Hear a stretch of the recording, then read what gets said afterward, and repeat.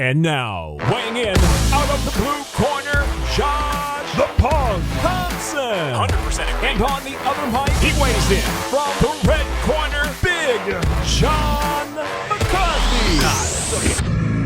Well, hello and welcome to the Weighing In podcast. My man just ran back from his son's soccer practice.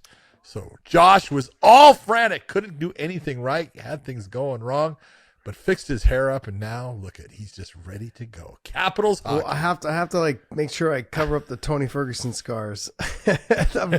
I've got this one right here that it's actually kind of a beauty mark now. It actually kind of makes me look sexy, almost like cyborgish kind of from. Does it like make you look sexy? Of course. I mean, like it makes this cut right here on my head with my jawline. I mean, if I almost feel like I want to get a little bit of a nose job though, because my nose is fucked up. It's got. Are you fucking kidding me? I want to. Are you that vain? Pretty much, yeah. Oh my I'm God, pretty vain so when it comes bad. to that type of stuff. Damn, that is Sorry, just, man. horrible, Josh. Vanity's one of the 7 deadly sins, mister. Come on. Your nose and ears never stop growing. This shit's going to be real big by the time I die. It's just, I mean, I can live with big ears because I got cauliflower and everyone kind of already stares at it anyways. But my nose, now that I've got glasses, it really sticks out. No, see, that's good because your glasses have something that are going to stop them from falling. Yes, that's very true. This is very true, but it makes my nose feel like, I felt like my nose looks bigger in my glasses. I don't know.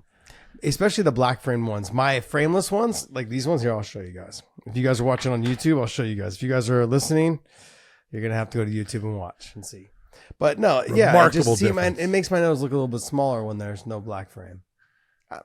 No, it doesn't. That's only because I pointed it out to you though, John. Like, you know, like when you can't see something, and then when finally someone points it out, you can't stop seeing it.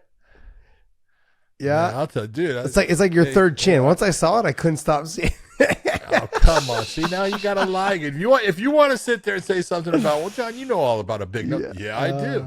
Oh, you have a big nose? Mine's all smushed over. Look when it gets smushed, man. All cartilage is all fucking gone from being punched in the face too many times. I have the opposite. I've got cauliflower in my nose, so I have like extra. I have extra cartilage that like keeps me from breathing well when I'm running.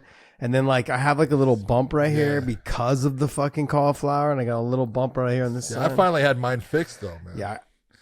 So I could breathe because I couldn't breathe out of it at all. Everyone that I've ever met that did it, they said, yeah, it's great. It's great to get your septum all set. It's great once it's over. Yeah, once it's over. It's great they said it's like the worst 2 weeks because you got that packing. It's great once it's the packing over. Up there is brutal, and they're just pulling out. No, it's the best. Oh, dude, they start pulling that out, and it's like, all right, there is no way that much shit can fit up there, and I still have a brain. It's true. Well, we never were convinced you had a brain. So no, that's true. And that's the problem. I think it came out with that gauze. And it's so funny. Javier had his done, right? And he honestly, he's like, oh, it's great. It's been awesome. And then I guess apparently, I don't know what happened, but he was telling me that he like slept wrong and it fucked up his septum again. I'm like, wait, how did that happen? Like, how did that happen? And I've had two. What happened is his wife kicked his ass. That wouldn't be surprised. Punched him in the face. Wouldn't be surprised. She's knowing. She's mean. She can be mean sometimes. She's ruthless sometimes. You just be careful. Yeah, you gotta be careful. No, but I've had a couple other fighters too. They went and got it done, and then it went right back into when they started sparring. Boom, back. Right. Oh no, you can't. That's why I wait. Yeah, that makes sense. You can't. I'm telling you. I just looked at it like, hey, when I'm saying I'm done sparring, I'm done. I'm gonna get it. I got it fixed. John, I posted a picture today of me sweating after I got done with a good workout. I saw that. And Dave comes across like, man, you aged like 15 years since yesterday. I saw you yesterday. Like we just filmed yesterday or 2 days ago, and you aged. You must be using a filter or something on here because I'm telling you, man. Look like shit. Yeah. I mean, or you just have a really bad camera because that iPhone camera that you filmed yourself with, that was... Nah, you know what it was? That's what my face looks like when I get done working out hard. I mean, I know you just run your little 5 miles. You don't ever do anything outside of that. Like, I actually like put the work in, man. I push myself. You know? Dude, honestly, I swear to God, I thought you were just sitting in a fucking. No, man. I would have taken the sauna over fucking doing that workout though. I thought you were just sitting in a. You know what it is, right? When I got done jumping rope, 15, like when you do the jump rope for that long, your legs start to blow up, your shoulders start to ache, your back, like it just kind of like, oh man, 15 minutes. You just want it to be over. 15 minutes is long. You just want it to be over. And then I jumped on the treadmill for 25 minutes to 25 minutes. And what I do with my sprint, because I can't run at one pace, I've got to do it like increments going up. Yeah. Yeah, because otherwise it gets boring. I don't go down. Don't go down, John. No, you go down. Don't go down, John. I don't Bullshit. go down. You don't No. do like we. I'm trying to even. I can't even think of what we used to call them. The fart legs, and you get on it and you start sprinting, and then you slow it down and you go slower for a while, then you take off and you start. Okay, yeah. I'm not sprinting though. I'm doing the sprints at the end. It's shown that doing sprints at the end is better for you. So I do the sprints at the end. But I was running 25 minutes straight. So I start off at 5.5. You get a little. I do the jump rope, jump on there 5.5, and then every 2.5 minutes you go up a half a speed. So by the time you're done, you should be at like close to 8.5 or 9, whatever it is. So I was like, all right, cool. So get at the last 5 minutes, it sucks. It sucks. When I was fighting, though, I could do it up to like 10.5, almost to 11. That's not going to happen these days. So I've just learned to accept that feeling. Those days. Yeah, and then I did six of the 1 minute long sprints with 30-second rest on level 12. So then I got done with that, got a little stretch, felt good, but I just couldn't stop dripping, man. I had the drip going, man. You know what I mean, John? You know what the drip is, right? When you post the picture, man, the girls start, they start seeing you and the sweat just comes, the drip. Anyways, I don't want to get into it too much because this PG podcast, but it was a good workout. I think I had a lot of that. Your body kind of just retains water when you fly, and I didn't work out yesterday. I didn't feel like doing shit yesterday. I don't know why, but for some reason, this flight back and this trip back, something happened. I just felt like lethargic yesterday. I didn't feel like doing anything. I did the cold plunge for like 1 minute. I got in yesterday. I was like, yeah, it'll wake me up and get me going. And I was like, this is horrible. Get me the fuck out of this thing. And then today I did 4 minutes. Putting you to shame in the cold plunge. He did 4 minutes and 2 seconds today. Did great, man. 4 minutes and 2 seconds. So I had to beat him. Okay. Don't let him get hypothermic. No. I had to beat him. You know what I've noticed though is if you get into a cold plunge, first thing you gotta do is dunk your head. First thing. If you try to keep your shoulders and head out of there, it's the worst. It's so painful with the rest of your body. It's almost like your whole body. I gotta look up and do the research on why. Why is it when you dunk your whole body? It's like when you come out, you almost feel like, I feel good. I feel like you've acclimated to the water. You haven't. Yeah, I don't know if you feel good. Yeah, you kind of feel. You feels good. Cold water is brutal. I have a harder time with taking a cold shower than getting in that cold plunge. A cold shower, just like it seems like sections of your body just don't get hit, and then the rest of it like kind of sprays on you. It's like someone's pissing cold water on you. It sucks. I'd rather just get through the misery and just jump in and just dunk my head and get over with. I mean, and then I noticed that when I get in, I dunk my whole body first. I can sit in there for a little bit longer. And then every time you redunk your body, it gives you like another 20 seconds or 30 seconds of misery. Man, I got to do it. And my wife will tell you, cold water is my kryptonite, man. And it's not that, and it's from college. Because we used to have to, there's, in Long Beach, there's Belmont Shores. And there's it's a channel that all the boat owners and everything, and they have their boats docked up, and they used to make us go there and swim around that channel, the loop, and you had to beat the coach. The coach would actually swim, but you had tennis shoes on while he had swim fins, right? So it's brutal.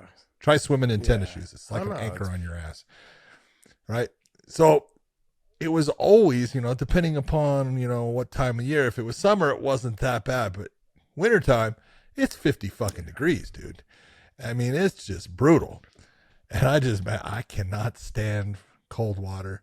One time we were down, when I was living in Ventura, my wife goes and we had a little boat dock thing, and it's got a little box where you keep your equipment and, open it up and stuff. She takes her phone, sets it on the box, and decides to open it. Where does the fucking phone go? Right into the water. Oh, yeah. Right? Which is probably about 15 feet down, right? And I'm like, and she's like, you got to go get it. What do you mean I got to go get it? It's your damn phone, and you put it down. What's the point of getting it when it doesn't work? Oh, no. I dial it, and then you can see it. It lights up. Oh, shit. Right? And I was like, she had put it in this case that's supposedly your water resistant case and stuff. Sure enough, I had to dive down and get I got to go through a whole mental process to get into cold water. There's no way. No, I don't have to go through that. I don't. I thought your one weakness was running. Oh no. No, I'll run. Oh man, I love running. I don't mind it, man. Jumping rope is something that if people aren't aware that it's the number one way to burn cellulite is to jump rope. You were telling me that. What's that? You told me that before. Yeah. I remember because I end up going to buying freaking jump ropes just to make sure. Well, when you're talking, what's the number one way to burn calories? It's freezing your body. Cold water. Yeah. It will take, like freezing wise, it's 29 times faster to get hypothermic in water than it is air. Yeah. 29 times faster. And your body goes through so many different things that it burns more calories than if you were sprinting. It's crazy. Well, that's what they'll tell you too if you're out doing sprints. They actually have workout rooms now that are cold. So there's the small box gyms that are actually they're bringing in air conditioners and like almost like not black ice, but like not black ice. They're doing like making it really cold inside. It's almost like an ice chamber where you work out inside, so your body's almost like recovering as you're shivering, but your body's sweating. Yep. So you're burning calories both ways.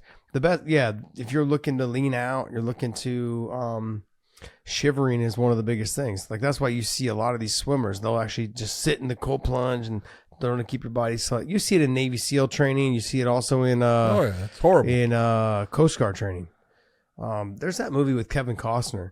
And then, he makes them get in there. They do like 18, 19 minutes, and learning how to just keep your body. Not only Kevin Costner, that has, what's it? Ashton Kutcher. Now. He's married. It was a good movie. It was a good movie. Oh, actually it was. It's a rescue swimmer. Yeah, it was good. It was a good movie. Anyways, we went off on this big long tangent about all this stuff, but just a couple different ways to keep track of your body, take care of your body. I've got to get a sauna for the house. That's what I've got to get. That's my next step is to get a full sauna for the house. Nice little, because Kellen loves to do the sauna too, and then do that, and then I've got him up to I've had him when we were living in San Jose. I had him up to about 12, 13 minutes in the sauna. At about 185. 185. What temperature? 185 is about that's about. Yeah, tops. that's good for him. Don't go any higher. Yeah, that's good for him. But if you can do 12, 13 up to 15 minutes, that'd be good. Mix in with the cold plunge plus his swims. I'm a slave driver, man. You just want to crack in the whip, man. Nah, he's good. He likes it. He enjoys it, the activities and stuff. So it's been good for him. Yeah. Anyways, but hey, let's we're actually gonna do this show a little bit backwards. So we normally break down the fight cards first, but there's kind of a mediocre ONE FC champ fight. There's a couple good fights on there we'll talk about. Couple good fights. We're talking about some of the grappling matches plus the kickboxing match. And then you got a PFL card that's in Paris. And we're going to talk, pick up a couple of those fights that we'd like to talk about. There's not a lot of the fights on there that I think are going to really interest a lot of people. So we're going to try to go through those. But we're going to actually go through all the fight announcements that were made over the last week and a half while we were over in Ireland. So let's talk about those. We got a chance to actually hang out with one of our buddies and someone I've trained with and over in the UK. And I think Dave's going to probably bring that picture in. Look at that. What a pick. But we had Brandon Loughnane was out there. We had Leon Edwards out there. And John knows who he is. I don't know who he is. That's Mick Conlon. Good Irish boxer. Mick Conlon. Good Irish boxer from what I heard. Outstanding. He was world champion at one time. The guy's a tough son of a bitch, man. I'll have to go back and talk. Now that I shook his hand and met him, but I can't recall watching him fight. Well, he was very similar to, do you remember when Roy Jones Jr. was cheated in the Olympics? Yes. Same with That's Mick how old I am. I just aged myself. He got, that was 88 Olympics. But Mick, same thing. He got ripped. He should have been a gold medalist. I don't think he got it, but he turned pro. Great guy. He had a good beer too. We were having his beer, so That was his beer. it's Yeah, that was a his good beer. That's his company, man. I mean, he's diversifying, being smart, knowing he can't fucking box forever, so getting busy. Yeah, I've always. It's funny. I talked to Brendan Schaub, and he was saying like, because he started his whiskey company, the Tiger Whiskey, and he's like, man, I went through fucking hell to get this thing going. And I was like, yeah. I said, it seems like it'd be fucking awesome though, because everyone I know that has some sort of alcohol company, they all seem to do pretty damn well. They do, like a lot of them do well. I think Randy Couture just, I think it's called Four Branches. It's a bourbon. I think that he just put his name to it. So Four Branches, meaning the four branches of the military. And I was like, man, the Coast Guard is going to be pissed because there's actually five branches of the military. But it's like, okay, whatever. Fuck it, I'm starting my own fucking bourbon that's called Five Branches. One branch better than theirs. Yes, exactly. That's gonna be my slogan. Yeah. Don't they already have a punk IPA in They do. Scotland? Yeah, Ooh. it's good, man. I actually really, really like it. Punk It's called IPA. Punk IPA. Yeah, we've had it, John. We've had it before. Probably in England. I'm not saying we haven't. No, we actually had it in the UK. We had it, I think, we had it somewhere in Wembley. I want to say we had it at Box Park. Every time I remember the Box Park, the little place where they Box Park, the yes. one bouncer knocked Absolutely. out the one guy for talking smack. I thought it was fucking dude, great. yeah. That was fucking awesome. Yeah, we had it there. Sorry. Because that's one of the first places I saw it was there. Yeah, but anyways, like I said, we're gonna do this show a little bit backwards. Before we get started, make sure you guys subscribe to us down there below. Hit the subscribe button. Also hit that little bell and the notifications. And there's a link down below that also. That'll take you to our Clips channel. Make sure you guys subscribe to our Clips channel. We're gonna start breaking up some of this stuff and doing a little more different types of clips on that Clips channel and keeping our main show on the main show. We'll do a little bit longer clips on the main show as well. So there's a couple little things new things that are coming your guys' way. We just dropped one today. That was your discussion about the refereeing situation from the last show. It was a longer clip, and I actually found out as part of that they just recently uploaded your Clay Guida fight to UFC YouTube. Oh. So I pulled a screenshot from there. So the screenshot of the clip is Clay gouging your eye, which is what you talked about in the show. Remember? Yeah. I mean, I wish we could have got some more footage of the Tony Ferguson, Josh Thomson fence grabs, but whatever. Just leave it up to Herb Dean to miss both of them. No, I'm just giving a hard time. No, look, that was a good little segment that we had, John, on that one. I was actually flashing back to that too yesterday. I was thinking about it. And I'm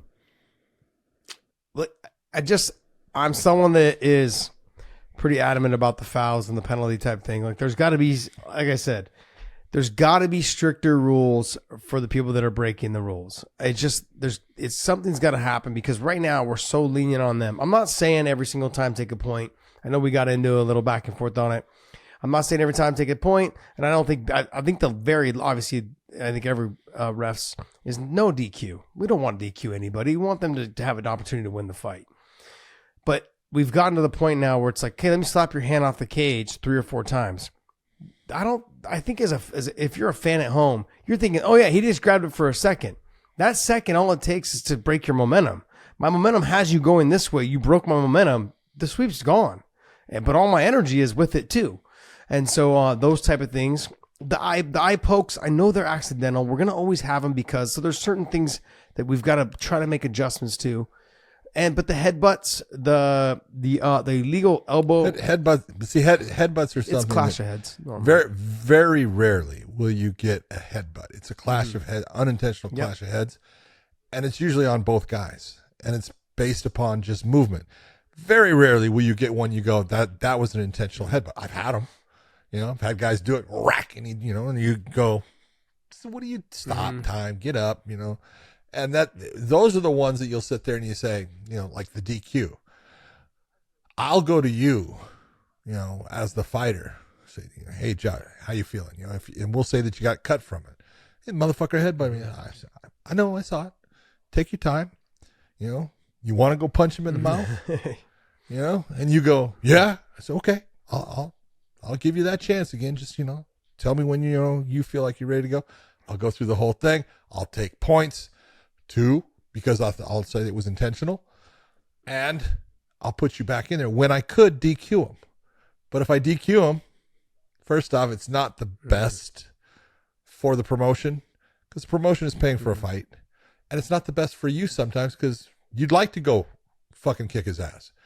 And I'll give you that opportunity. You know, it really depends on the attitude of the fighter and the way they are at the time. I agree. But then like go back and I look at, we were talking about the Kieran Clark fight. He got up. Different. He was hurt. He was actually concussed. Yes. Not going to put him back. But my point, I wouldn't do that to him. and that's what I'm saying. Like in the the initial kick that he got kicked with and the up kick, the very first time he got, that was legal. That was a good one. That was legal and it was good. Rocked him, sat him back to his butt. And then the second one, which was later on, a little bit later on, he was on his knees, almost on hands and knees, and just got kicked right in the face. And you could see how he fell. His body went limp. His right arm was like, kind of like he wasn't able to stiff. control his body weight as he's going down because his arm couldn't. Yep. He was out. I mean, like, and I think I'm thinking to myself, man, this kid, like, why are we even having a conversation whether he should be able to continue? And those are the type of things I get concerned about because that is like giving the guy that did the foul, you're giving him everything he wants. I don't care if you take a point because I know that I just pretty much knocked you out. Anything I touch you with next it should finish you. It's going to hurt you. It's extremely lucky good. Kieran Clark got the takedown right away and was able to get the finish. And didn't get hit. He didn't get hit. He didn't get hit. He didn't get hit at all and was able to get the finish and boom. I know. And he got it quick right after that. It was almost like a sense of urgency. And even when in the post-fight interview, remember he said, I've got a great poker face. And I was like, yeah, because you literally had to have a great poker face. It wasn't that good a poker face because everyone saw you got. But when he was talking to the ref, oh, you're good. The doctor, oh, you're good. I'm like, wow, you do have a great poker face. Remind me never to play poker with your ass. Because I was in my mind going, this is crazy. This is crazy. They're going to let this young man fight. And he's undefeated. Yep. But yeah, I thought that was a mistake on the commission's part. But overall, what I was trying to get to the point is we're not strict enough with the penalties. Like you grab the fence and I warn you, don't grab the fence. If you grab it again, I got to take a point. I've already told you no, especially when you grabbed it. You 2 fingers, remember? When you grab it, you got to and you do it again. Here's the difference. This is what people make a mistake with though, Josh, is if you were fighting someone and I was the referee and you grabbed the fence and I said that stopped you from going to the ground into a position that you did not want to be in, I'm going to take the points. I don't have to warn you. I'm going to take them straight away. I will take points away from you because you altered the fight. You did something that made it to where a position that should have occurred, it may have been that you would have hit the ground and popped right back up. I can't say. But you were going to hit the ground. The grab kept it from happening. I'm going to take points. And a lot of people are like, well, you didn't even warn him. No, I don't have to warn you. And this is where people get into these things about, well, you must warn. No, I don't have to warn you for anything. I can take points, anything. But you can be too heavy in the taking of points as a referee. You have to have your reasons for doing stuff, and it has to always be consistent. No, that's true. That is true. Like I said, I feel like we're continuously we're what do you say, berating, or we're getting more angry at the person who didn't break the rules when they complain, when they like. I don't get it. And I got a little bit of flack. I read some of the comments going, well, all you did was bitch about the Aljo thing. I didn't bitch that whether they should have taken a point or not. Oh no, he got cracked. I didn't ever complain about that. Cracked. My complaint with Aljo was the acting from Aljo. That's all. I didn't care. Like I could care less whether he decides like, hey, I took a hard shot. I don't want to continue. I don't care about that. I would agree with you 100%. You took a fucking clean hard shot. But we see it all the time when pride rules happen. Guys can take shots to the face a lot better than people want to believe, you know. That was where I was going with that. I've got tons of respect for Aljo and his career and what he's done. It was just the moment that I was talking about. I know he's mad at me and all the shit that, about me poking fun at him about it. But look, he's the champ, or he was the champ. He defended his title. He's a great fighter, and I think he'll be back. He's probably the best fighter in that division in the UFC. He got clocked. Styles make matchups. He got clocked against Sean O'Malley, but he made a mistake. He overextended big time. He came back and redeemed himself against Peter Yan, and then he came back and had a great fight. Even though he did nothing wrong, he did his job when he fought T.J. Dillashaw, and then his third fight. Who was his third fight with? One other guy. Henry Cejudo. Sorry, I keep forgetting the Henry fight. Great. That was a great. It was a great performance. Great performance. Good fight. Really good fight. So. Yeah, when people were talking about that specifically, like, well, you gave him such a hard time. No, I didn't give him a hard time because he took the shot. I didn't give him a hard time because he took the way out. And it was a real shot. I'm not giving him a hard time based off of those things. I gave him a hard time because he acted like he was lost and confused. No, man, you took the shot, and if you felt like you shouldn't fight, don't fucking fight. That's okay. I'm okay with that. Said, man, hey, you know what? That's yeah, fuck yeah. And if you would just say, look, man, I definitely got a haze over me and I got a fog over me that it's not there. It's not there for me right now. I'm not taking this chance. It's my number one opportunity to win this, to win a title. I'm not taking a chance of losing it. Everyone would have understood. I would understand anyways. I don't give a fuck what everyone else thinks. I would have understood. Outside of that. All right, look, that's going to wrap up our talk on the whole rule thing, John.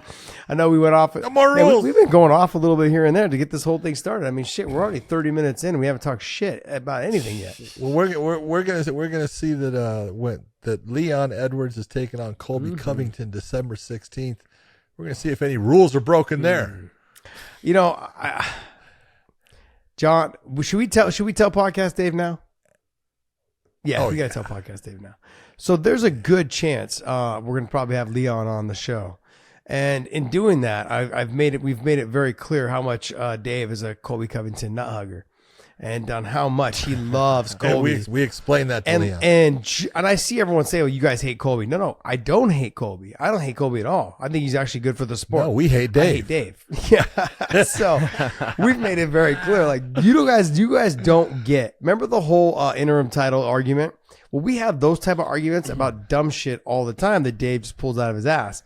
And so this is like kind of our payback. We've got to get Leon on the show, have Leon just put Dave in his place. And, I think it's going to be a great opportunity for us to bag on Dave. The whole show just bagging on Dave. I can't wait. I would love just to hear the questions that Dave has for Leon. So what are you going to do when he does this? What are you going to do when he does that?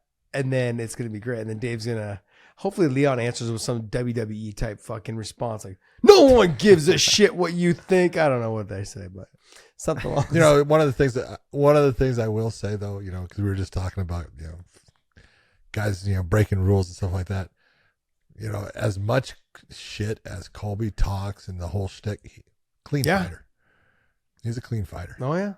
He goes out there, he does his job, he puts pressure on guys, and he comes away with the win usually by breaking people down. Can he break Leon down? I don't know. We're going to find out. Dave will say yes.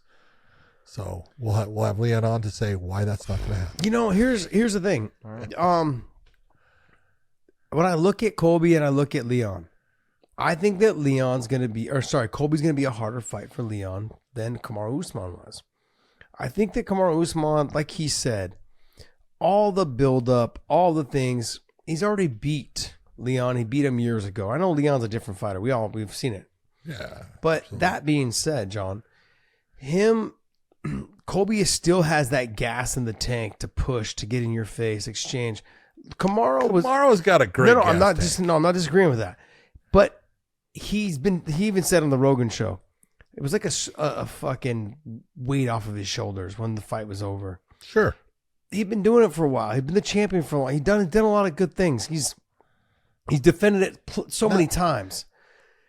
And not only was he the champion, Josh, he was the pound for pound number one. That was pressure too. There's all those things. They add up. So that, all those things. And the other thing too is he got away from his wrestling, what got him to the dance. He just got away from it because some of the knee stuff, some of the injuries, plus getting older. And I've said it before, like you get a couple knockouts, not only do you fall in love with the fight, the stand up, and that's what he needed to do because he was getting older, but also to make some changes. But it was also because his body was breaking down on him. His knees were hurting him, his back, all these things, it becomes a problem. And so when I look at Colby is the guy who will just continue to wrestle and continue. And we saw in the second fight, the first one he beat him with the wrestling, the second fight in the title match, he was able to take Leon down after the first round. And he was able to kind of not almost say outstrike him, but he was doing some good work on the feet also. But he was able to control some of that wrestling in that second fight. The third fight is where Leon had just a switch. Something flipped, and he just believed in himself a lot more and just fought a way better fight. Now, I think you're going to see that same Leon against Colby. But Colby's... I was going to say, let me ask you this. Don't you think that having Leon fight guys that are big-time wrestlers, good wrestling, and everything, one thing that Leon does not have to worry about with Colby the same way he has to worry about it with Usman is Colby doesn't have the power that Usman has. He doesn't have that one-punch knockout power. That right there, that opens things up a little bit for you. Now, he does have the wrestling, and he does have the gas tank, but at this point, Leon has proved himself to be a pretty goddamn good wrestler, a defensive wrestler, a guy that can keep guys from taking the fight where they want. And his, prior performances, he's now showing I've stopped it multiple times. Yeah, you're going to get taken down, but he gets himself back to his feet, and he does it well. Yeah. So it's not going to be an easy, I'm not saying it's easy to get up from a wrestler, but having a guy that's a good wrestler that, takes someone down and then can't keep them down and they're back up and all that energy was burnt and you didn't get the fight where you want it. Now you're in the same position you tried to get away from. Mentally, that starts to be a problem for a lot of guys too. I'm not saying it will be for Colby. He's pretty strong when it comes to just sticking with what he's good at. But all those things, this is a great, we're going to talk a lot about this fight because it's interesting the way that they match up. Yeah, what's interesting to me is that Colby, even though his stand-up's not on Leon's, it's not anywhere near his level. But that being said, his punches come from weird angles, and it's always the punches that you don't see that knock you out. And so when this whole fight starts to break out, Leon just can't fight him like a traditional stand-up guy, like how he fought Kamaru or how he fought Nate and all these other guys, because those guys will throw punches in normal standard ways. Sorry, excuse me. But Colby will throw uppercuts, overhand rights, loopy punches, over the top, and from different angles, just to set up his stand-up, to get you moving your hands upward so he can get in deeper on the legs. Leon's done a great job with this double hand wrist control and just keeping his positioning is the most important part. 2-on-1. People want to make this big deal about the double hand wrist control. I think it is a big deal, but I know guys that can control you when you still have double hand wrist control. It's just the way they position their body against you. And Leon's he understands where he needs his body to be while he has that double hand wrist control. And that makes it easier for him to start scooting his back to the fence or turning to face you and putting the hand down in the pocket and then turning to face you. He's doing a really good look of that. And we saw a little bit of that from his brother also against Johnny Eblen. And then he started to look like he started to kind of get a little tired from doing it so much. Leon's got it under control right now. He's got to make sure he's in phenomenal shape because Colby will be pushing the action. He will be trying to wrestle a lot more than Kamaru Usman did in their, second and third fights.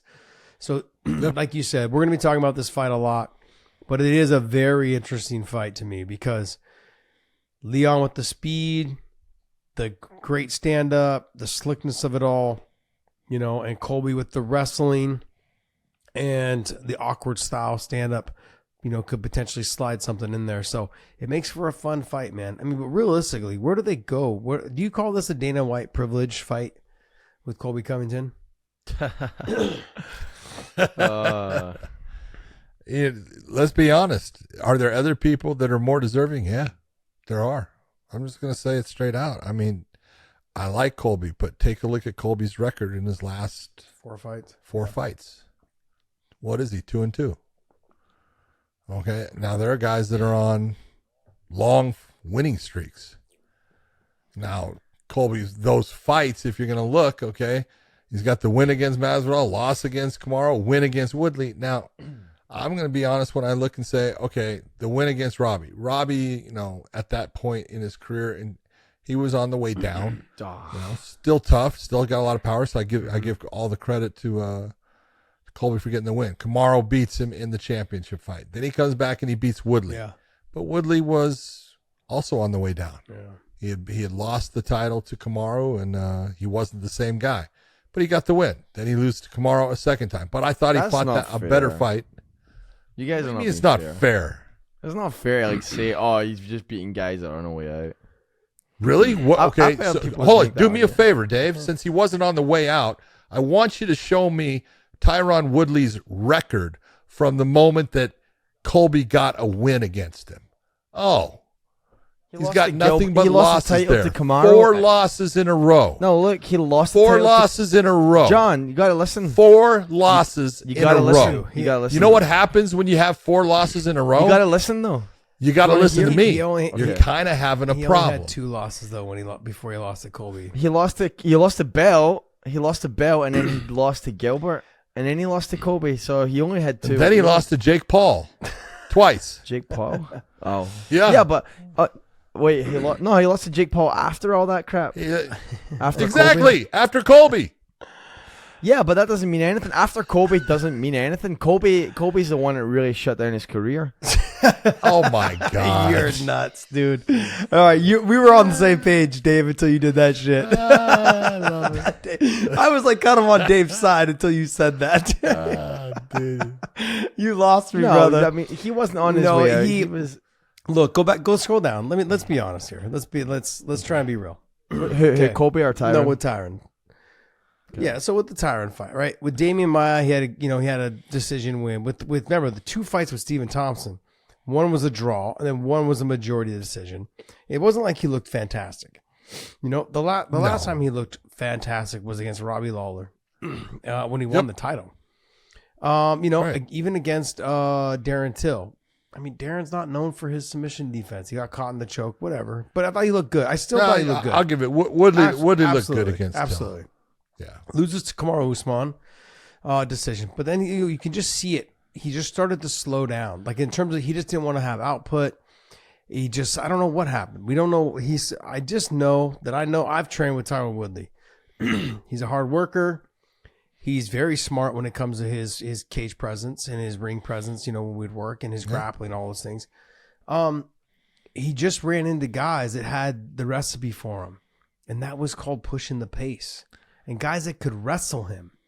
He didn't when he would train with guys like John Fitch and Koscheck.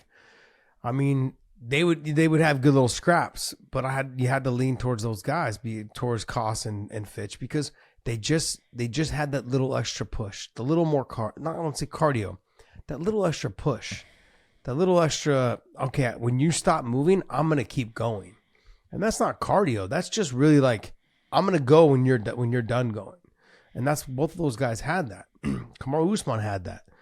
Gilbert Burns had that. I mean, they just seemed like they wanted it more at that point of the career. And then after the Kamaru Usman and the Gilbert Burns situation, the Colby fight came along, and there was bad blood between them. And I think the tension of all that. Remember, he hurt his rib. Once it wasn't going his way, he started hurting his rib. He hurt his rib and just couldn't perform. Then the Vicente Luque fight just didn't look the same. I mean, he was scrapping. Remember, they were throwing down. Oh, he was throwing. He was throwing down. He knew it was at stake. He knew, like, if I lose this fight, I'm probably done. So I wouldn't say, like I said, when he lost to Colby, he had kind of written himself off. Colby, though, has lost to guys that were on their kind of their way out, whether it was T Wood or or Robbie Lawler. Robbie has been always someone who's just fun to watch. He's got great power. He's a fucking legend in the sport. But he was, closer to 38, I think, at the time that he fought him. Somewhere around there. Yeah, 2019. So he's about 38 years old. Colby being the younger guy, and great pace, whatever it was. Colby had his number. Got him that night. In a decision. Kamaru Usman had his number. Got him. And broke his jaw in that first fight, I believe. And then then after that, he beats T. Wood, and then he comes back and fights Kamaru again, loses. Then he fights Masvidal. Masvidal was on the way out. That was his last fight, I believe, was the Colby Covington fight. Correct, John? Yeah, he retired. And Robbie retired, just recently also, but he was on his way out. No, hold on. No, he fought Masvidal, I think, had one more fight. He fought them fight Nate. He fought Gilbert Burns. Oh, Like Gilbert okay. Burns, yeah. Yes, he had one more Got fight. it. Got it. Okay. So, Dave, you had me until you you said he ruined it. He finished his career. Oh man, I was trying to take your side for a second, buddy, but you fucking lost. I mean, he only had one more fight Yeah. after Kobe, and it was a bad one. So No, but I look at John has a very good point. Like most of the guys that he has beaten as of lately, they're not even in the sport anymore. And so we're giving him a title shot. His last Third one. four A third fights, title shot, by the way. He's 2-2. That's Three right. title shots. Well, no, this is the fourth. He got a chance to win the interim title. Dos Anjos. Okay, against Dos Anjos. He gets that. That's what gives him the fight against Kamaru. He loses. Okay, so you're not the champion. All right. He comes back. He gets the win against Woodley, but loses the second time to Usman. But where's Bilal Muhammad at? Ooh, that makes for. Can you click on that, Dave, on the rankings, please? He's number 4, I believe. Is he number 4 in the I believe rankings? so. Okay. No, he's 3. He's 3. Nope, number 3. He's right behind Colby. Let's see. But pull up Bilal's current record. Let's see just how many wins in a row he's riding. Because that's what you look at and say, oh my God, look at all that. 1, 2, 3, 4. He had a no contest, the eye poke with Leon. Wonder Boy 5, on his way 6, out. 7, 8, 9. Keep going. Let me see. Are you at the top there? Lost No? to Gotta Jeff go the other Neal. way. Jeff Neal. Yeah, I'm at the top. Gilbert Burns was the latest. Okay, so 1, 2, 3, 4, 5, 6, 7, 8, 9 fight win streak. Okay. But who's he beating? No, that's a 9 fight win streak. Who's he beating? Gilbert Burns. But he hasn't fought. How about he hasn't that? fought for the Vicente title to Luque. lose. How about that? He hasn't You're fought all for the you're title all to sitting lose. there talking about Tyron Woodley. Kobe's Vicente only lost title Luque fights. beat Woodley. Okay, Kobe's only lost title fights. Colby loses to people that are Only title fights. able to fight at what he does, and obviously Bilal Muhammad could wrestle with him. All right, look, I look at this. Like Damian Maia's not in the sport anymore. Go back to that, please. Sorry. Curtis Molender's not even in the UFC anymore. I think he's in PFL, or he was in PFL. He's not. I don't think he is anymore. Sato. No, just go from when he fights Leon Okay, Edwards. we'll go to Leon Okay, Edwards. It was a big win over Damian Maia. Damian Maia. He's not in the sport anymore. that's a Stephen Thompson. Who is? Yes, who is? That's That's a a big good win. Vicente Good Luque, win. good His win. best performance was Sean against Brady. Sean Brady. Fantastic. Just annihilated an undefeated fighter. A at great the time. fight. I think Sean Brady is really, really, really good. He's good all the way around. He's got good stand up. He's got to believe a little bit more in his stand up, but he's good. And then his fight with Gilbert Burns. I agree that he deserves to be right up in there. But I guess before we're talking about the Leon Edwards and the Colby Covington fight. But I mean, something kind of struck me today when I was listening to something. I think I listened to an interview with Stephen Thompson. He said, "Look, if I beat Shavkat, I'm getting next title shot." So I don't know if that was promised to him, but that's what his comments were. Was with the win over Shavkat, I'll be next in line. Well, then where does that put Bilal? That's where I'm very confused. Where does that put Gilbert Burns, who beat Stephen Thompson? Yeah. I don't know. I mean, Doesn't make sense. it doesn't make any sense. I mean, I could see them maybe have Kamaru fight the winner of if Shavkat was to win, maybe fight Kamaru. That's the only thing I could see. Or maybe Bilal needs to fight someone actually in the top 5. Well, Chimaev's not even there anymore. Have you not seen the pictures of Chimaev? He's fucking huge. Like, he's enormous, John. I was like, yeah, I can see why you missed 170 by 8 pounds. It's like, actually, you missed it by 10, and then it's like, I mean, he was huge. He's huge, man. Like, so, and then I saw the pillow. But he's a 185er, and that's where his That's fight's where he at. should be. So. No, I agree. He should be an 85 pounder. Yeah. He's huge, though. Yeah. I mean, I just saw the picture of him just recently, and then he's also, he's trained with Strickland. Now he's calling out Strickland. He's like, "Wait, brother, you got the title. I'm coming." I'm being honest, and I know he's not. You can look at Chimaev is not ranked in the 185s either, but Bo Nickel has said a whole lot of things about Chimaev. I would love to see Bo Nickel and Khamzat Chimaev locked together. That to me is the fight. It is. I want more experience for Bo Nickel. He's gonna need bullshit. Bullshit. I'm just being honest. He's gonna need. I think he needs more time. He needs at least 2 more fights. Nope. Oh, he's not even in the rankings, is he? Ready to go. Is Bo Knuckles not even? Neither is Chimaev in the 185. Are you kidding me? He was in the rankings, and then he went down to. He He's was. not He in the was. That's 4 at He's 70. 70. So, He's 4 at 170. Okay, and he's when fighting you can't- Costa? When you can't shut up, when you can't make a weight, you're not in that weight class. but he beats Costa. He's top 5. What happens when he loses to Costa? Is he top 5? Depends. He's probably up. He's probably in top 10. Depends on how good the fight is. No, now you're going to put him in the top 10. Okay. He's probably. Well, I mean, don't know. go back to this. Sorry. Stop flipping around so much, buddy. I'm sorry. I'm trying to keep you on track. I'm trying to keep you on very track. true. Don't get too all excited. Like, I think Khamzat Chimaev is a great fighter. I think he's fun to watch. But styles make fights. And what does he win off Wrestling. of? Yeah. Okay. For the most part, wrestling. He's got good he does. stand-up, too.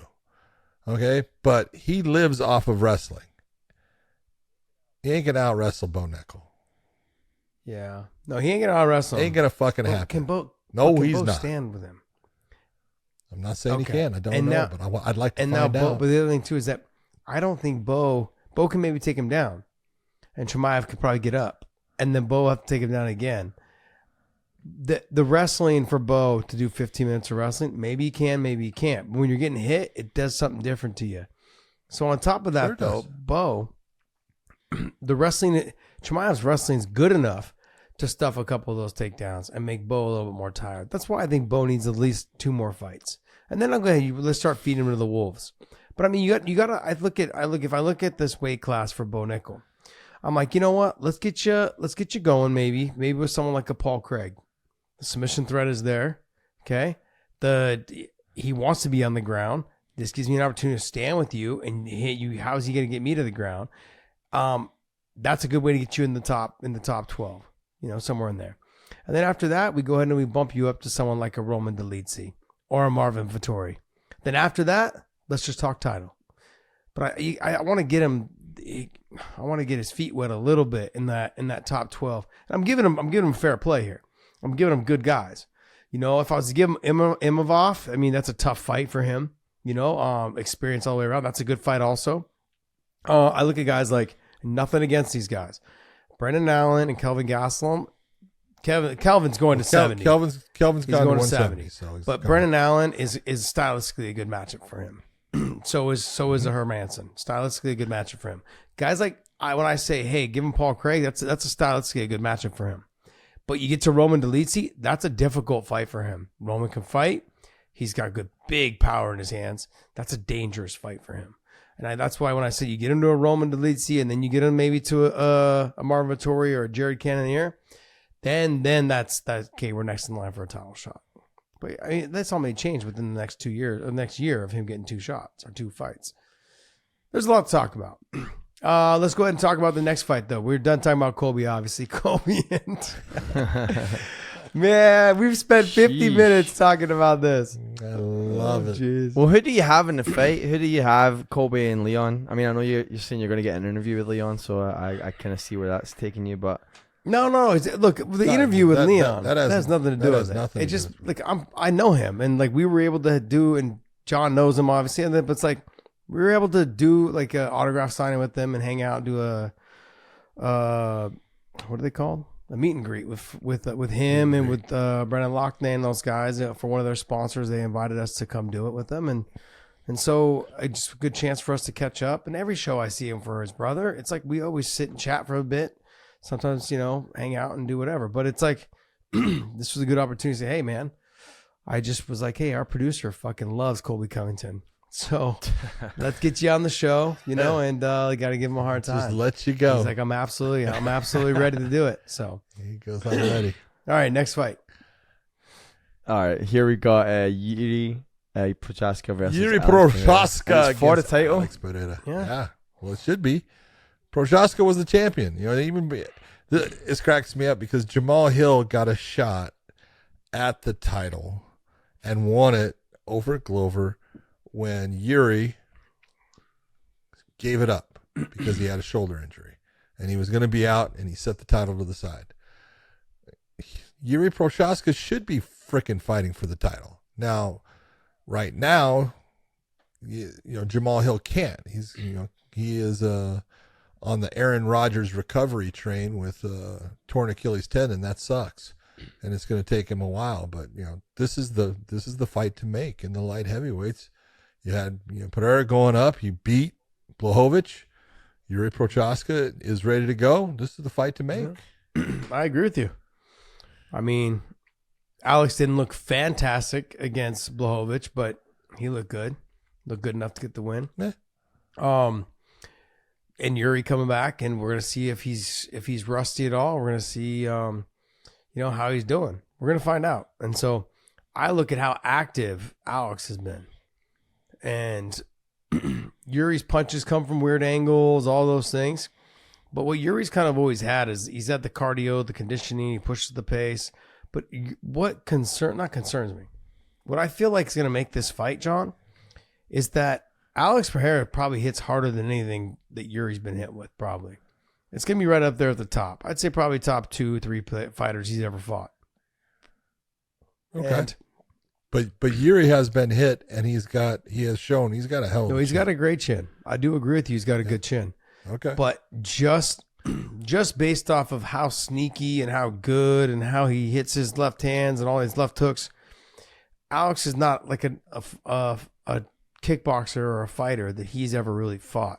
And if he cracks him at the right time, hides it behind a kick, whatever it is he does, I just think he's got enough to stop. Yuri's not the best wrestler. He's not that. No, but he's very. Here's the thing. He is unconventional. Mm-hmm. He is awkward, but awkward in a good way because he does things that other guys don't at times that other guys won't. And that makes him a difficult fight for anyone. And just that you never know what the guy's going to do. Yep. And, again, styles make fights. I think I look at this, either guy can win it. Obviously, I think if the fight hits the ground a couple of times, Prochazka is going to be favored if that fight's on the ground. But in the stand-up, yeah, obviously Alex would be favored. So that's what makes it interesting. Yeah, it's going to make a fun fight. We'll see if there's any ring rust. That conditioning, that cardio. I mean, Alex he's been active. Active is all. Yeah, which is good for him. Yeah, it's going to be a good fight. Next one. All right, next one here. We have another title fight, flyweight championship. Alexander Pantoja versus Brandon Royval. Royval. Who won the first fight? That's a great matchup. Pantoja won, right, from the dislocated shoulder of Royval? No. That was against Brandon Moreno. Man, I don't know why I keep messing that up. It's going to be a good fight. Look, we had a good chance to talk with... That's a great fight. I talked with Johnny Eblen. Were you there when we were talking about Johnny Eblen and Pantoja? Yeah, we were talking about Pantoja. That guy, he's like, I thought I fucking trained hard. That guy trains like a fucking madman. He's like... Pantoja won the second. Yeah, he just says... I watched myself train. I was like, I fucking train like a madman. He's like, I see that guy. He's like, he's like, he's training with those inner demons. And That's exactly what he said. He's training in terms of, it's all the things that Pantoja talked about after his fight, trying to make his dad proud, all those things. Like you can tell, like I said, these guys, these men and women that fight, they're cut from a different cloth. There's a lot of inner demons in there that they're trying to get out on those Thai pads. And when they get into that cage, they're trying to get out on your face. And so it's, he just seems to have that nastiness about him, and whether it fuels him and drives him, whatever it is. But I mean, after what I saw with his fight with Moreno, man, it's hard. It's gonna be hard for me to go against him. He looked tired the whole damn fight after round 1, and he just dug deep and was like, I'm not tired. And he threw everything with bad intentions. There was never a moment in that fight where he's like, no, I'm just going to touch you. No, I'm going to fucking knock you out. Every single time he threw something. And it's going to be hard for me to go against him, And you got to look and be honest about it. People don't realize that was his 3rd fight against Brandon Moreno. He had 2 fights, 2 wins. It is not easy to beat a good fighter 3 times. That is a rough one, and he did that. You got to big up. It was a great fight, man. It was a fantastic fight. There was no loser in that fight. I mean, there was obviously, but at the end, us fans were going, "Give me round 6." I was like, "Let's go." Next. Before we go into the next fight, I'm going to give you guys a quick break here. Before we get into the next fight, make sure you guys go to onlyfans.com/weighing-in. Onlyfans.com/weighing-in. Who's this girl on here? Yeah. Oh, there it was. As soon as he says, who's that? All right. That is not why you go to OnlyFans for the Weighing In podcast. So we are there for the athletes. Combat sports, that's what we're pushing. There's tons of athletes that are on there. I mean, but we've also got a ton of combat sports athletes on there. You got Chris Cyborg, AJ McKee, Luke Rockhold, Brent Primus. All these athletes are posting nonstop. And there's gonna be some more athletes. There's Michael Venom Page is on there. There's a lot of athletes on there. There's also a lot of motocross. There's a lot of I was just following someone the other day. It does the what is it called? The MotoGP. So like it's the motorcycles that are on the road. MotoGP. I always go to the one that's in Laguna when I was living in California. Superbikes. And so you've got these type of athletes on there just talking about how they tune their bikes, how they take care of their vehicles, their cars, if they're, part of NASCAR or Formula One.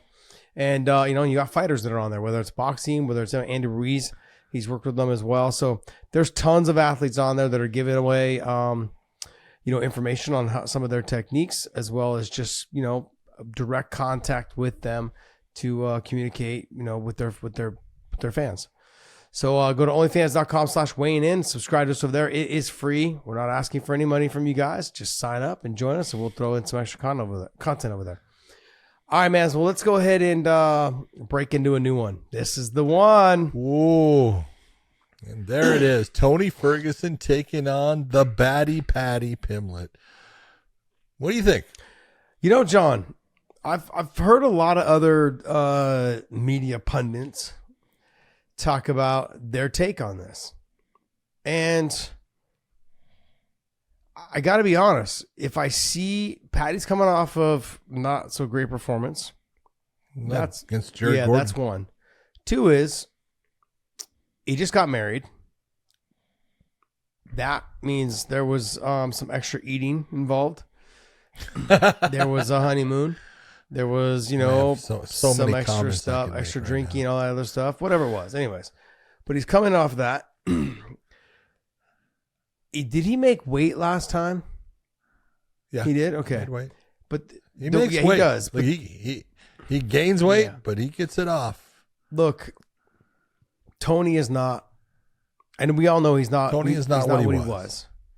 What concerns me though is that the physical strength at the age that Tony's at and the damage that he's taken. It's the physical strength. Can he take the shots that Paddy will give him on the feet? And not only that, Nate's probably got one of the best, if not the best, guillotines in the game. And he caught him with the guillotine. but Paddy's got the physical strength to really, really drive it home. Like, you know, in terms of like getting to the guillotine, getting to the triangles, those type of things. Now, look, I get what you're saying. I think the grappling goes towards Tony, but Tony's physical strength, he's not a strong guy. He was able to maneuver himself out of positions with some of his flexibility, his awkward style of grappling, kind of that Eddie, his jiu-jitsu coach, Eddie Bravo. Just the flexibility, the goofiness of how he trains, you know, that whole Eddie Bravo style. But he can't do it anymore. You see him doing the knee slides, the takedown knee slides. Yeah, I know. In the cage before he warms up. Go back and watch his last 2 fights. He doesn't even go all the way to his knee anymore. Like, he just kind of walks through it. And so his body is banged up. And he can't do, whether he thinks mentally he can do it, his physically he can't do it. He's damaged his body too much.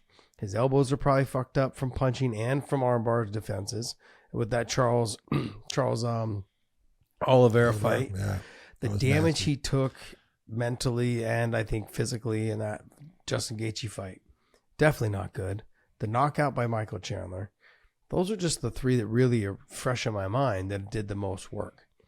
Not a good situation, man. And Paddy, look, no matter how shitty of a performance he had, he's young, he's spry, he's got power in his hands, he's physically strong. He's not that good in the stand-up. He's not good at all. He's not that big a power striker. He's not. But John, I get what you're saying. He's just he's a lot faster. And I know that's the problem that I see in this fight for Tony. He'll land 3 or 4 before Tony. As much as look, I think this if there's ever an opportunity, because you look at the guys that Tony has fought. Someone said it's fucking murderer's row. It's the who's who. It's murderer's row. It's I can't take anything away from him, man. Like the guys he's lost to, they're all fucking really good. If you're going to be honest and look at it, if Dave pulls up the record of Paddy Pimblett, look, Soren Bach's got to win over him. Okay, Soren Bach is a really good grappler, good wrestler. Took him down, controlled him. But if you take a look at those fights, name me the name that you go, wow. I can't. There you go. Maybe Jordan Levitt, only just because Jordan was just fun to watch twerk. I don't know, man. I can't. I can't. So I look at it. I'm just, and if you remember, was it the Vargas fight? He got dropped in that fight. Remember, he almost got finished. Yeah. It was his first fight in the UFC, I believe. No, that was the second. Okay. I believe. Yeah, he got dropped. He got in a lot of trouble in that fight. Yeah, and it was like he makes mistakes. He fights really aggressive. He gets himself tired. He does cut a lot of weight, so the fatigue sets in around halfway through the second round. And if this fight does go, this is not a main event, is it?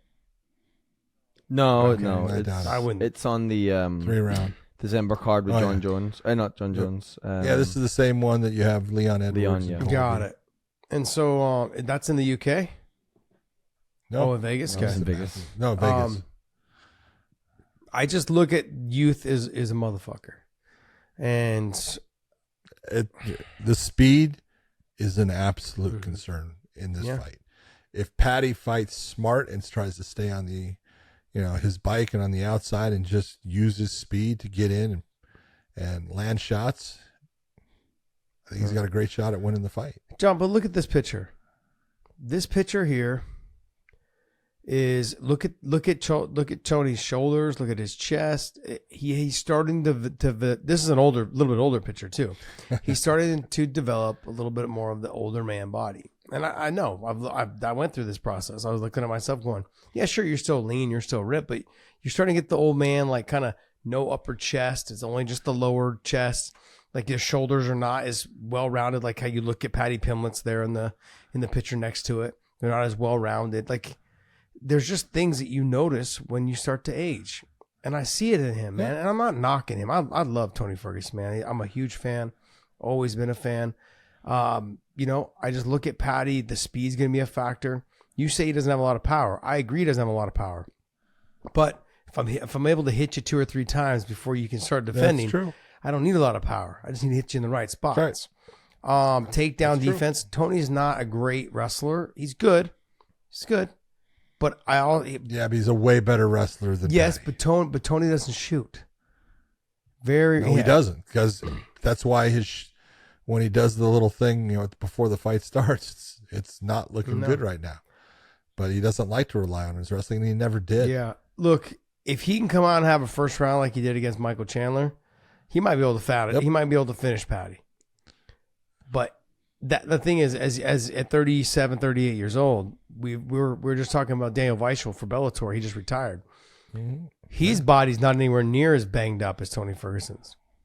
Okay, but even him, someone who just takes care of his body, takes care of his health, takes care of all his nutrition. You look at him, he looks like he's fucking 31 years old. Tony's done too much damage, I feel like, to his body. And as much as I want him to win this fight, he's got his hands full. And everyone's like, oh. You're going with Paddy. You're going with Paddy. I'm not going with anyone right now. We are gonna make a gentleman's bet on this. No, we're not. See, this is what John tries to get me to bet on things where he's just like, and this is a 50-50 fight to me. Okay, so it's even that you take one guy and I take the other. No, I'm good. No. Yeah. Even though I'm not friends with Tony, I still got too much respect for him to bet on him. I just thought I can't do it. You don't have to bet on him. Well, see, then I should have told you who I was betting. So, anyways, I think it's a 50-50 fight. I think, Paddy coming off a long layoff, not having a great performance the last fight, getting married, maybe it's refocused him, whatever it was. But I don't know. I think Tony, he's got something to prove. He doesn't finally take the tension off with all this guy's ranked number 4, this guy's ranked number 7. All that's gone now. I mean, Tony he's not in the rankings now. Not, so he's gonna have to try to get this win over this young buck. Tough fight. Next one. All right, let's look at ONE FC's this weekend as well. Let's take a look at this. Stamp Fairtex going out there again. She's fun to watch. Yes. She goes out there and man, she puts on a performance. She goes after her opponent.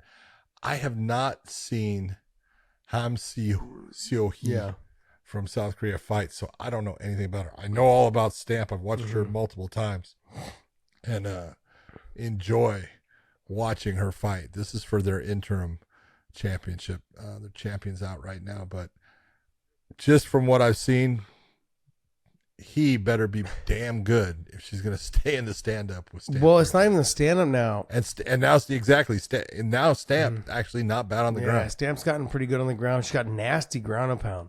She's been working on her ground and pound. She looks, when she gets to the top position, she's learned how to crush the half guard and crush into that, where she kind of sits over into a KC guard, which I call it, where she puts the knee across. She's able to kind of keep and pin those hips down and do some damage. She's gotten really good. She's had a couple submission wins. I think 2 that I've seen. She's getting really good. She's fantastic, man. She's a fantastic fighter. She's nasty on the feet. She's not afraid to shoot now and hit takedowns herself. She can sprawl and brawl. But when she gets on top, man, she puts some work in. She does some nice work, some good elbows, some heavy strikes. So I'm with you, John, though. I have not seen Ham Seo-hee, but she better be ready. So we'll find out. Like I said, guys, we don't know a lot about their fighters, but I know Danielle Kelly and Jessica Kahn. Jessica Kahn is from she's from AOJ, California. She's from California, the Costa Mesa area. Those trains with the Rafa and Guillermo Mendez, the Mendez brothers. Great. She's a fucking stud. She is a stud. She's fantastic. Well, to watch. this is a grappling match. That's what she does. This is not an MMA, but it's an atom weight submission grappling world championship match. So should be a good one. Should be good. And Danielle Kelly's really good. I think Danielle Kelly's going to be a little bit strength wise. It's not going to favor her. I think Khan's going to have a little bit more. She's going to be a little bit stronger. Khan is really good. But Khan is also, for me, I've always seen her compete in gi. I know she's good no gi as well. Yeah. But the focus mainly has been for her in gi. This will be in a no gi match, obviously. And I think I'm excited to see it. I'm excited to see how well she does because Danielle Kelly's really good in Nogi. All right, John Lineker. John Lineker taking on Stefan Lohman. Lohman very good in the stand-ups. Lineker's got big power. Lineker can take the fight to the ground. He just doesn't seem to do that too much. He's had some good fights in one. He's had some tough fights in one where he's taken some abuse too. But this is one where I know he's gonna stand against Lohman. Not the smartest thing to do, but he's gonna do it. So we're gonna see if his power can overtake the speed and technique of Lohman because Lohman's good. Yeah, Lineker just does choose not to fight smart. You know, I mean, don't get me wrong. I can see why. I mean, he's got big power. He can take a shot, deliver shots. You know, but the Furlong fight versus Amir Khan should be a good fight. I know Furlong is not who he used to be. No, he's getting older. Getting older, but he's got some good stand up. He's got some good power. Amir Khan, he can take a shot and he can give a shot, but that should be an action packed fight. Scroll down a little bit more. Let's see if there's anyone else on here that I know of. Mauro Sorelli, tough, very strong as a heavyweight. Pretty good wrestling defense. Paul Elliott from United Kingdom, very strong. Got good power in his hands. Not the greatest wrestler, so you might see Sorelli actually trying to out wrestle and get Paul Elliott on the ground and use some ground and pound. But I don't know either one, just so you know. I'm letting everyone know. Got to be fully transparent. Go ahead and scroll down a little more. Is that it? Oh, that was it. Yeah, the card editor. There you go. That's the card. Okay. All right, guys. Well, hey, I know we couldn't give you guys much on that. This is one of those cards that kind of just popped up on us, and we there's not a lot of big names on there, names that we're too familiar with. We don't get a lot of the shows over here in the U.S. I mean, I know they're on Amazon Prime, but we're trying to make it work as best we can. All right, let's go to the PFL. We're going to have kind of a similar PFL in Europe. In Europe, in Paris. Kind of a very similar situation, but John knows a couple of these guys because he's seen them fight in Glory in kickboxing. But you got the PFL main event. Go ahead, John. Cedric Dombe, man, his stand-up is freaking good. Now, Jordan Zebo is good. He's got some grappling to him. He'll stand and fight, but he does not want to be in a stand-up battle with Cedric. Cedric is a talented kickboxer, fought in Glory for a long time. He's now 4-0 as a mixed martial artist. So I'm telling you right now, that fight with if Jordan can take it to the ground, he's got a chance. If he was going to be in the stand-up, you don't want to be in the stand-up with Dombe. Yeah, I mean, like Zebo looks fucking ripped. This guys. Yeah. But they're both undefeated, 4-0. So we're gonna find out, man. Someone's always gonna go, definitely for sure. All right, scroll down a little bit there for us. Dun, dun, dun. Give me some more, John. Simon Powell going up in the light heavyweights against Abdel Rami. That's a good fight. That's both of those guys are talented. Dakota Decheva, she's now 8-0. She's I think she's had all but one of her fights in the PFL. I could be wrong about that, but she's undefeated in the PFL, obviously, because she's undefeated in her career. She's really been putting on some great performances. Franz Malambo, I've called some of his fights. Go ahead. Win. Sorry. Yeah, Franz Malambo's He's good good fighter, man. Tough, very athletic. He's got good takedown. Francisco Nuzzi, I've never seen him fight, so I don't 10-1, Francisco Nuzzi. Yeah. But Franz Malambo is someone who's got good stand-up, very hard to get in the range. I'm trying to remember who he fought. Scroll on Franz Malambo. Who did he fight? And someone he's had some good fights and he's had some bad fights. He had one though, Ricky Mendejas. He lost to Ricky. He had Ricky's leg up in a single leg, and he was beating Ricky. And it was a close back and forth battle, but he was beating Ricky Mendejas.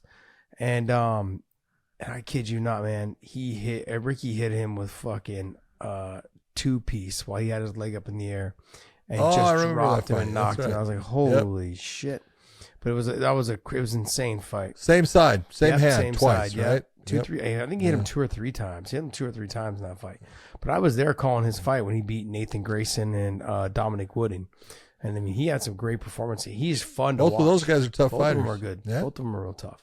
Yeah. What else? Anything else on here? John, scroll down more, Dave. You got the guy who was the first fight for we were just talking about Paddy Pimblett, but Luigi Venturamini, that was his first fight in the UFC. So he's now in this PFL Europe card. So be interested to see how he does there. All right. Well, hey, that's going to wrap up our our PFL talk. Freudian slip. That's going to wrap up our PFL talk. And yeah, and so I guess, look, that's going to be in Paris. So you guys are going to have to kind of search and scour the web to watch that. Certainly. I think they actually came out, PFL's coming out with a channel for people to go to. I'm just not sure what it is. So I would say it if I knew it. Yeah. Let's go ahead and we're going to go back to a little bit of news. But that's not new. This is from UFC 200. Man, that's a long time ago, dude. Yeah. Well, this is what major companies do, John. They drag it out so long, it makes you go broke. So, So basically, what it is, the judge strikes down Mark Hunt's case against UFC, Dana White, and Brock Lesnar. U.S. District Judge Jennifer Dorsey found Hunt failed to prove the trio acknowledging misled him that Lesnar would not use performance-enhancing drugs in connection with their UFC 200 bout and conspired to book it despite previous knowledge that Lesnar was doping.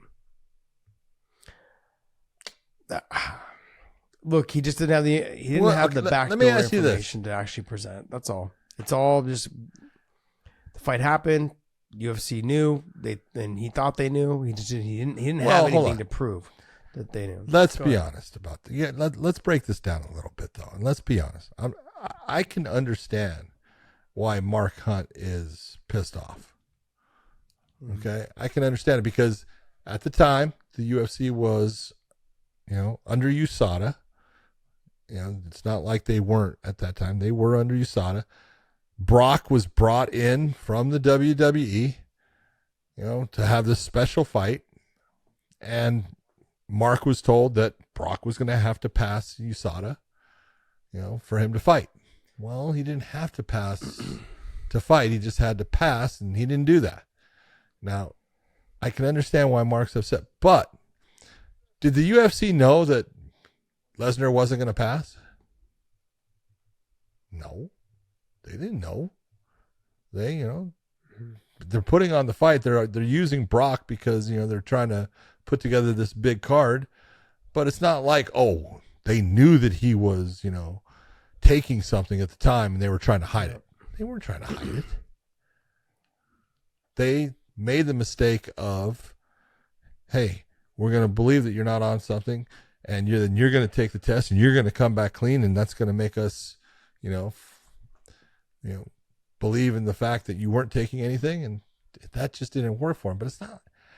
I understand why Mark is upset, and it's like I understand why he's upset at Brock, and I understand he's had his ups and downs with the UFC, but did the UFC put Brock Lesnar into that fight knowing that he was using performance enhancing drugs? Do you think they did?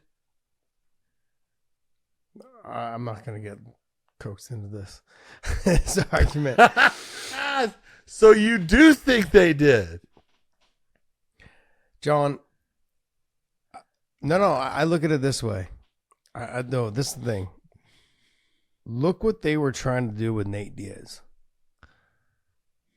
Yeah. He tested positive. And they were like, you know what, we'll get it all sorted out after. And Nate said, fuck you. I'll get it sorted out now. That means that they knew that Nate tested and they were still going to let him fight.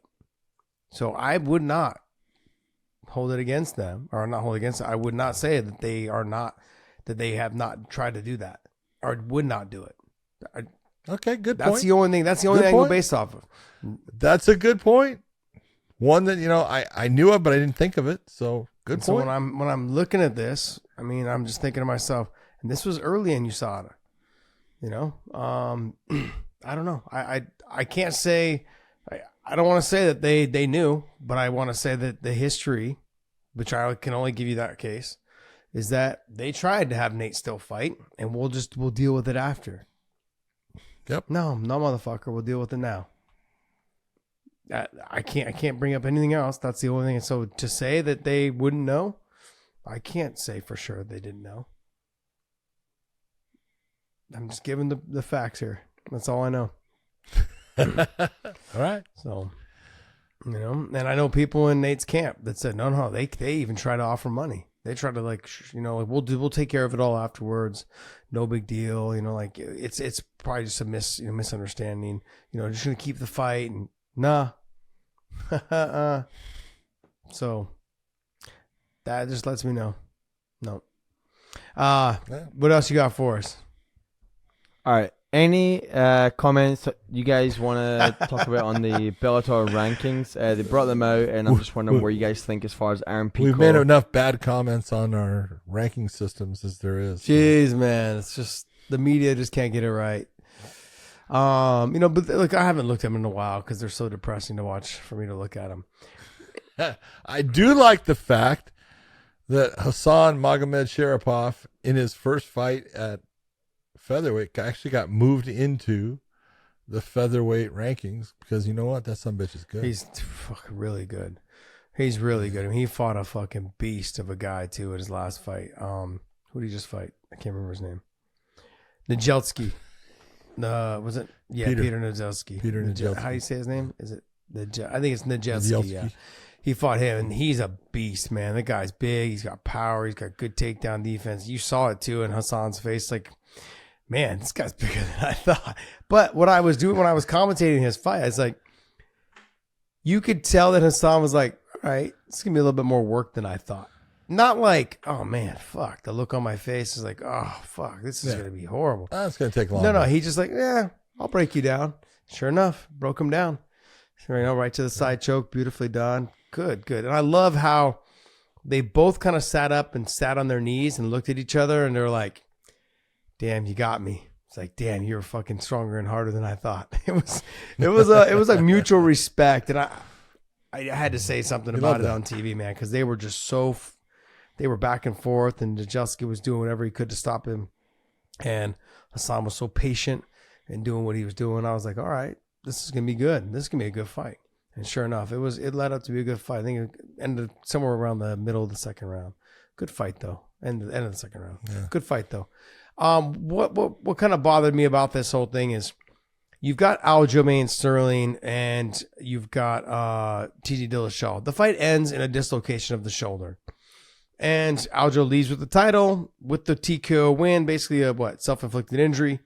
And TJ retires and moves on with his career, life after fighting.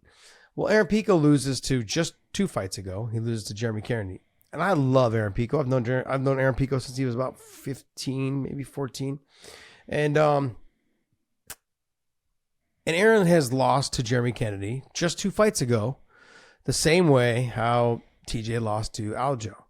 The shoulder popped out, and just it ended up being considered a no. It was about a year ago, because I think it was in October of 2022 when that fight took place. So about a year. But it goes on the record as a loss. It's a self-inflicted TKO, right, or something like that. No, self-inflicted injury. It's a TKO. Okay. But somehow they have Jeremy Kennedy dropping below Aaron Pico. John, can you give me any explanation on this? No, I cannot. John. Jeremy Kennedy has gone and he beat Aaron Pico. Now, I admit that was based upon an injury, so you really don't know. But Jeremy Kennedy got the win, and he deserves the win because he went out there and did his job, did what he was supposed to do, and he got the win. Jeremy Kennedy then went and fought Pedro Carvalho and got the win there. So he's had those 2 fights. Aaron Pico lost to Jeremy Kennedy. Then he came back and he beat James Gonzalez. And now he just beat Pedro Carvalho. And it's absolutely nuts that he moves ahead of Jeremy Kennedy just based upon the fact that he beat Pedro Carvalho, who was also beaten by Jeremy Kennedy, who also beat Aaron Pico. So the only reason... I think stoppage. It's that the way it was done by the mutual. They have 2 fighters. Both of them have fought 1 guy in their last 2 fights. Like they've and so the only thing I can think of is, well, Aaron Pico finished him. Oh yeah, and Jeremy Kennedy went the distance.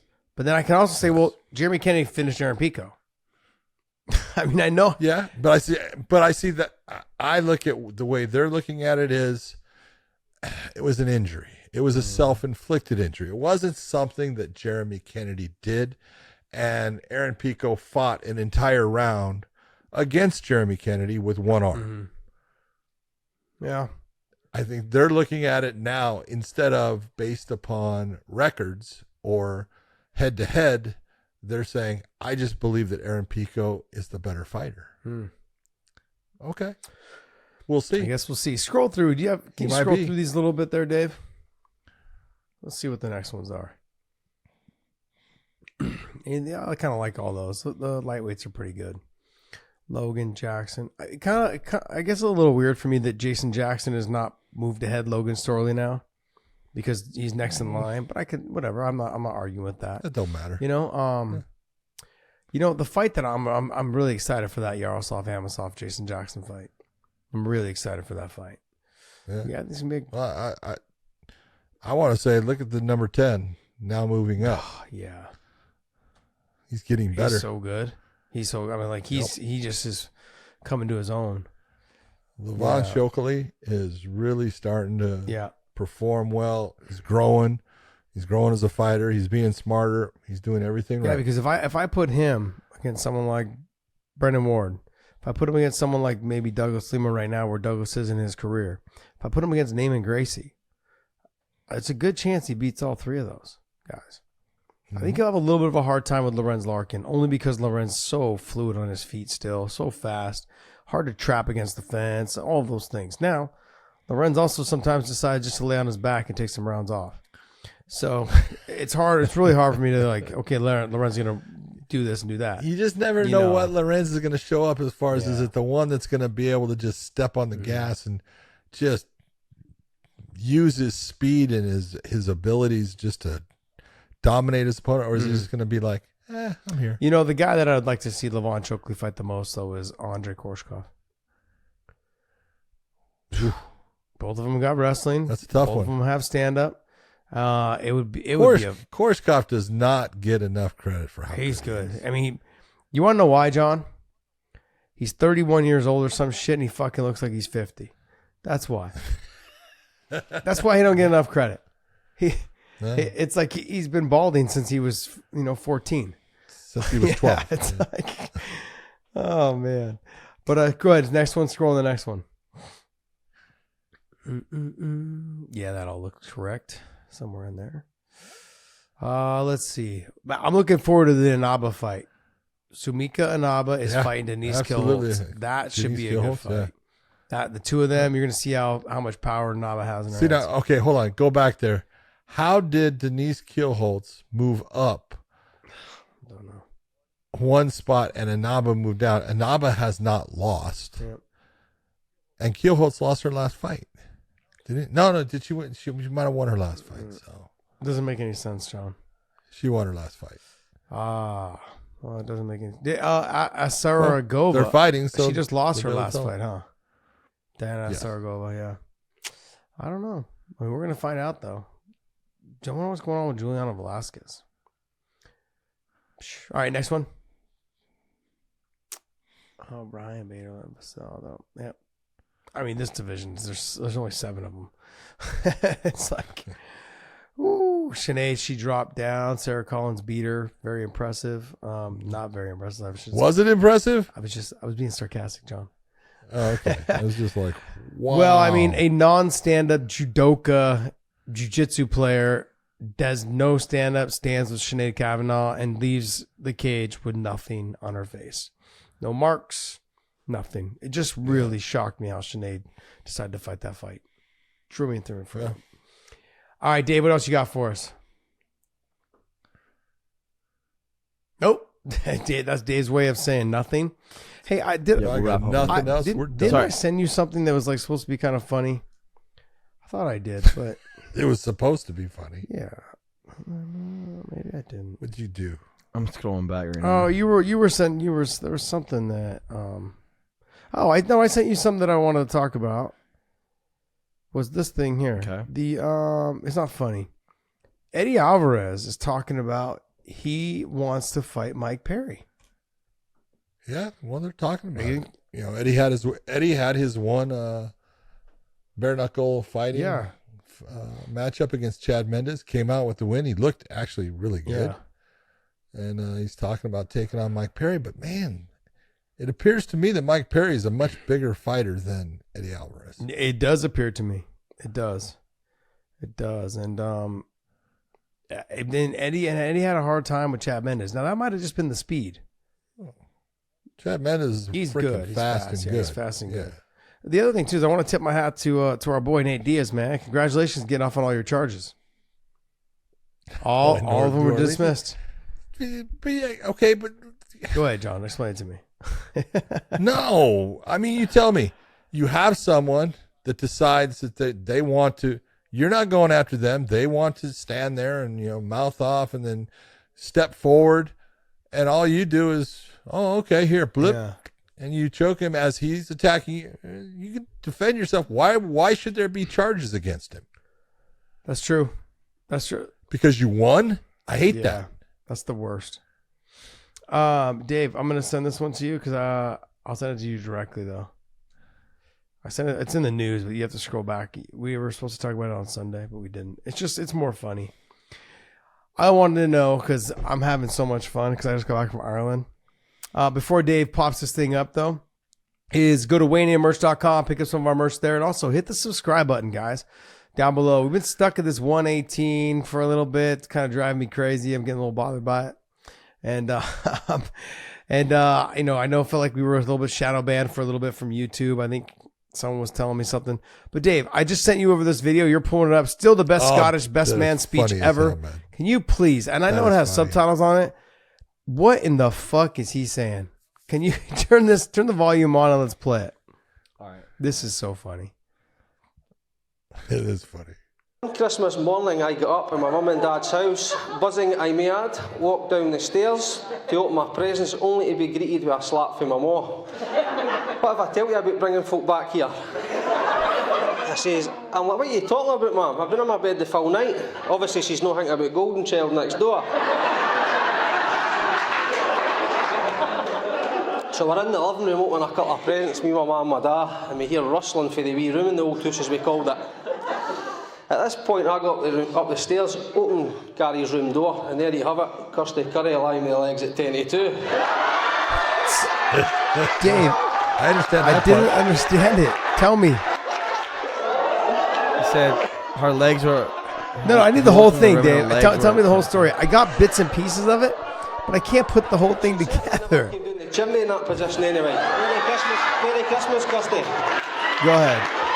He was basically just talking about Christmas morning, like the kind of steps that led him to go up to his brother's room. His brother's room, and when he does finally go to his brother's room, he opens the door, and his brother is in there with his wife now, who is on the bed with her legs at 10 and 2. You figure out what the fuck's going on. And there's something about going down the chimney. You can't go down a chimney with your legs like that. Dave, I need to go back. I need to replay it was funny though. I was like, I got bits and pieces of it. I understood the 10 and 2. I know what they were meaning. He's got her legs up at 10 and I got all that, but I couldn't make out. It's subtitled in English. Yeah, I know, but I couldn't get the whole thing. And some of the fucking words are not right, Dave. That's why, because they didn't understand his shit either. And so, like he says, "Mom," and they said "mum" or whatever it is. It doesn't even say that. It says something else. My mom. Yeah. My mom. Anyways, all right, guys. Well, I wanted to end it on a little funny note. Legs at 10 and 2, going down the chimney. Girlfriend at the time, not married. I'm sure she's feeling really good right about this moment. All right, guys. Hey, we want to thank you guys so much for following the pod. And please share our content all around and tell people about us. We appreciate you guys so much. Go to WayneMerch.com, pick up some of our hoodies and sweaters and everything available there. We've got hats. We've got it all. So check it all out there. And John, take us away, buddy. Yeah. That's it. It's all over. Wait, there's a little standing running joke that we have. And Dave sent a video the other day about it. John has moved to the left. again. It's so funny. Move. It's great. Dave loves it in terms of editing. I was scrumming through and I was like, oh goodness, there's gonna be a lot of work. Right now. God damn, he moved again. Gotta move. It's ADD, man. I can't help it. 60 fucking years old and I'm still a child when it comes to standing still. It used to kill me when I worked LAPD and you had to do inspections and shit like that, and you do fucking dignitary protections and you gotta fucking stand at parade rest with your arm. Fuck that shit. Just drive me crazy. That or horrible. cold plunge. Which one? Oh, dude, I'll do the cold plunge in a second. Just take you 30 minutes to get in. Oh, dude, yeah. I just gotta mentally get ready, but I'll do the cold plunge. I hate standing at attention. Drives me fucking crazy. All right, and we will. No point to it. And we will. See you guys later. Bye.